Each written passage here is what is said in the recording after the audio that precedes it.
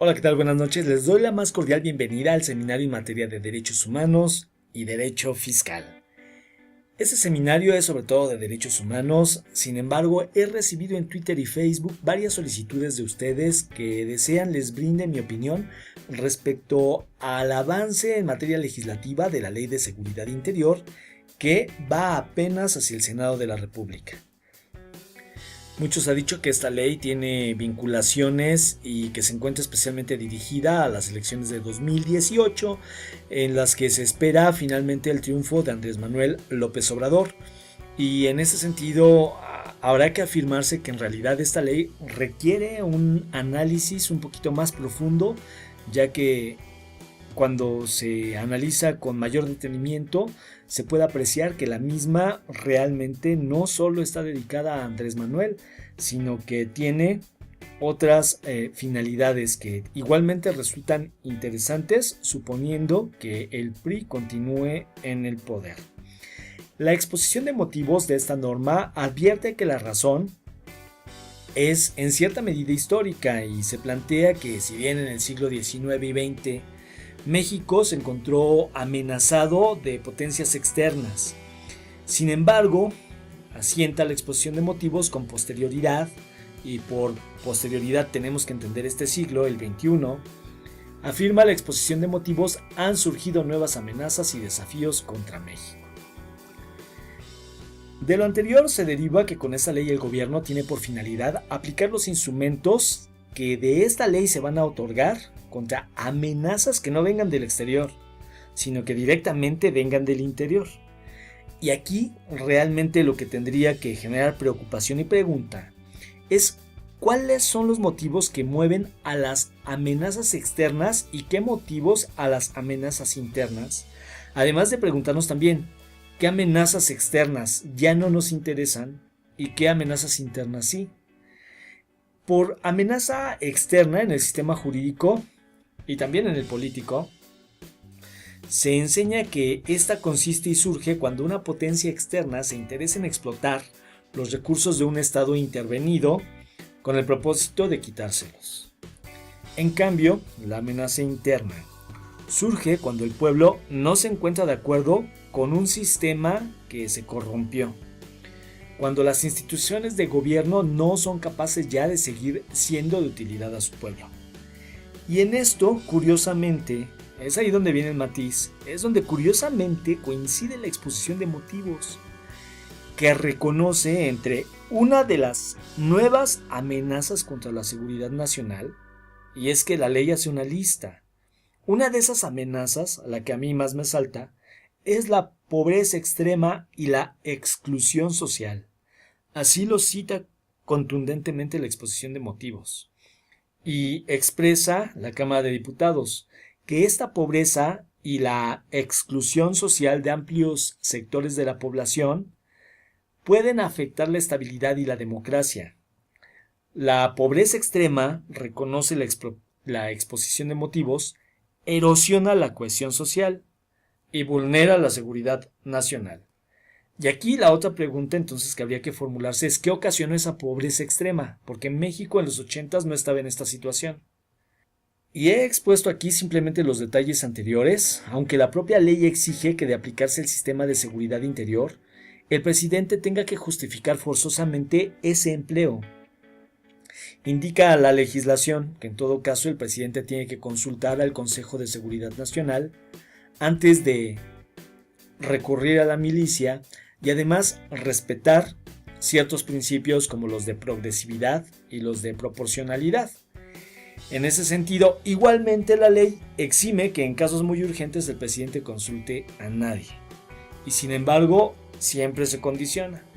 Con todo, tendrá que expresarse cuáles son las razones de progresividad y proporcionalidad para usar la milicia.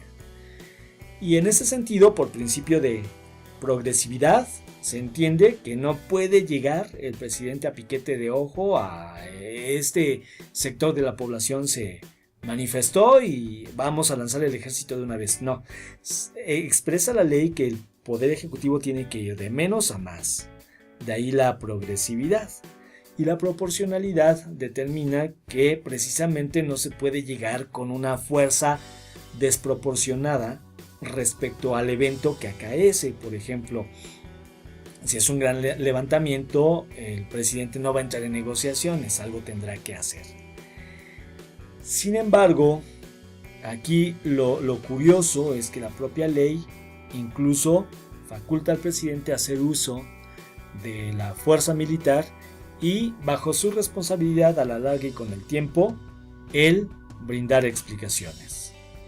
Una gran comunidad de intelectuales considera que esta nueva ley es una ley con dedicatoria y que está hecha a la medida de los tiempos electorales.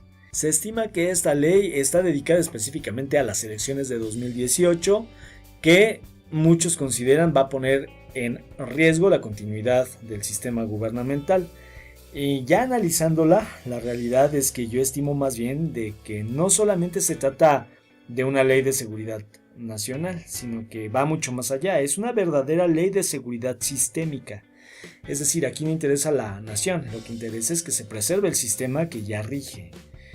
De tal manera que el sistema se mantenga y se preserve con todas sus injusticias que lenta y paulatinamente se están legalizando.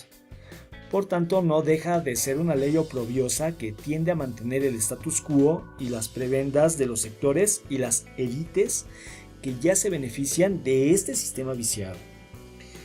Sorprende que, y por ahí hay suspicacias, sorprende que el general Cienfuegos ya explicó su postura humana en el sentido de advertir que el propio ejército mexicano no reconoce que su función natural sea la de realizar y sustituir a la policía interior. Pero la sociedad, a mi parecer, actualmente está, la verdad, semisorda respecto a la voz que ya alza el propio ejército mexicano y que reclama que, de aprobarse esta ley, entonces se va a colocar al ejército en la posición de hacer cumplir sus funciones tal cual corresponden, usando todo el poder de la milicia, que no es lo mismo que el poder policial. En este sentido, México no puede dejar de prestar atención a este problema profundo. La sociedad tiene que comprometerse en resolver y exigir que se escuche su voz mediante las instituciones. La legislación es obra del pueblo soberano y es momento de recordarle a la Cámara de Diputados que representa al pueblo y que como tal debería de estar legislando a favor del pueblo. Y en todo caso que tendría que abonar, por lo tanto, la seguridad legalizada por instituciones que demostraron su funcionalidad durante el siglo XX y que hoy, debido a la descomposición social, se encuentran desviadas. La defensa nacional es un sistema de protección de la soberanía contra una potencia exterior. Hacia el interior, lo que tendría que estar funcionando es la policía interior, no la milicia. Si la policía interna no funciona, lo que nos haría preguntarnos entonces para qué dimos el bando único, es porque el crimen organizado ha permeado las instituciones. Ahora lo menos que se requiere es que arriesguemos la corrupción de otra institución más, como es el ejército, que se va a corromper precisamente por el roce que va a tener y por la seducción que le va a aplicar el sistema corrupto en el cual vivimos y que viene desnaturalizando cada uno de los instrumentos que han servido a este país. Por lo tanto, no es usando la fuerza bruta al extremo que se preservará la seguridad nacional. Lo que tendría que garantizar el gobierno al Estado son factores de bienestar. Actualmente resulta, a mi parecer, muy sorprendente que solo una organización de la sociedad civil esté velando por proteger los intereses de la población mexicana. Y en este caso hay que recordar que la Sociedad Civil para México de ONU Mujeres, dirigida por María Guadalupe Ramos Ponce, ya está desarrollando estrategias legales con el propósito de ocurrir incluso a instancias internacionales para hacer que se respeten los tratados internacionales, ya que esta nueva ley está por transgredirlos. Desde mi perspectiva, el hecho de que aún el Senado no haya aprobado esta ley es la oportunidad para que el pueblo mexicano corrija y determine que lo que se tenga que corregir sea el sistema policial interno de nuestra nación. Espero este video complemente la perspectiva que tú ya tenías en relación a esta ley. Espero tus comentarios justo debajo del mismo y en mis redes sociales. Mi nombre es José Antonio Pipilhuasco. Hasta luego.